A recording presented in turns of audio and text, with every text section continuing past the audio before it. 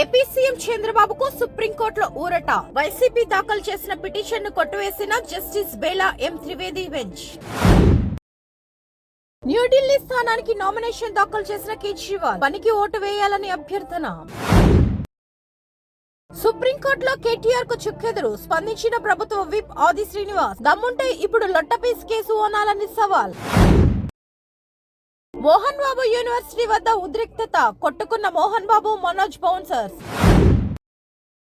దేశంతోనూ పోరాటం చేస్తున్నామన్న రాహుల్ గాంధీ. బగ్గుమన్న బీజేపీ నేతలు. రాజ్యాంగంపై ప్రమాణం చేసిన నేత దేశంపై పోరాటం అనడం విడ్డూరమన్న నిర్మలమ్మ.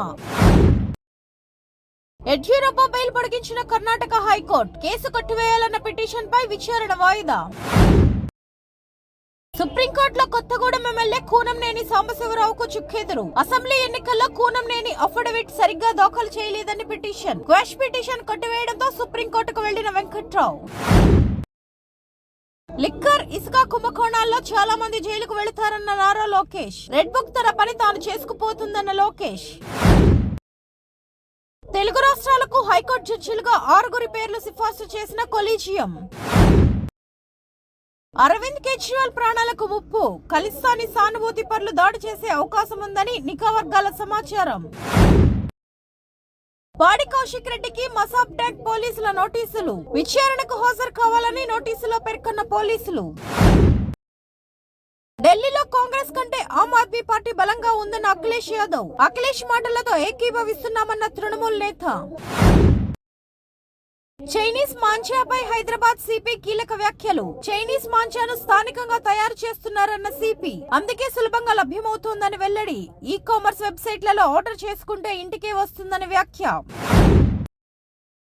అయోధ్య రామ మందిరంలో విగ్రహ ప్రతిష్టాపన రోజే నిజమైన స్వాతంత్ర్యం వచ్చిందన్న మోహన్ భగవత్. దేశ ప్రజలను అవమానించారన్న రాహుల్ గాంధీ. ఇలాంటి పిచ్చి మాటలు కట్టుబెట్టాలని హితవు. ముంబైలో భారత నావికాదళ కార్యక్రమాల్లో పాల్గొన్న ప్రధాని. 3 నౌకలను జాతికి అంకితం చేసిన మోడీ. దేశ చరిత్రలో ఇదే ప్రప్రథమమని వెల్లడి. నేవీ సిబ్బందికి అభినందనలు. సీనియర్ పాత్రికేయుడు గోశాల ప్రసాద్ మృతి పట్ల మంత్రి లోకేష్ సంతాపం. ప్రజల పక్షాన నిలిచి వారి అభ్యున్నతికి కృషి చేశారని ప్రశంస. మహారాష్ట్రలో పలు నగరాల్లో విపరీతంగా పెరుగుతున్న ట్రాఫిక్ సమస్య. ఇకపై పార్కింగ్ ఉన్న వాళ్లకే కార్లను విక్రయించాలనే నిబంధన తెస్తున్న రాష్ట్ర ప్రభుత్వం. కార్లు కొనేవాళ్లు పార్కింగ్ కు సంబంధించిన పత్రాలను సమర్పించాలన్న రవాణా మంత్రి. కాలం మారినా తరగని అనుబంధాల సంపద మనది అన్న చంద్రబాబు. ఢిల్లీ లిక్కర్ పాలసీ కేసులో కేజ్రీవాల్ ను విచారించేందుకు ఈడీకి కేంద్రం అనుమతి. 50 ఏళ్ల క్రితం సంక్రాంతి నాడు ప్రారంభమైన అన్నపూర్ణ స్టూడియోస్. సంక్రాంతికి వస్తున్నాం అసలైన పండుగ సినిమా అన్న మహేష్ బాబు. వెంకటేష్ యాక్టింగ్ అదిరిపోయిందని కితాబు. విజయ్ దేవరకొండతో టీమిండియా యువ ఆటగాడు తిలక్ వర్మ సెల్ఫీ. నెట్టింట ఫోటో వైరల్. రికార్డ్ సృష్టించిన స్మృతి మందాన. తొలి భారత మహిళా క్రికెటర్ గా ఘనత.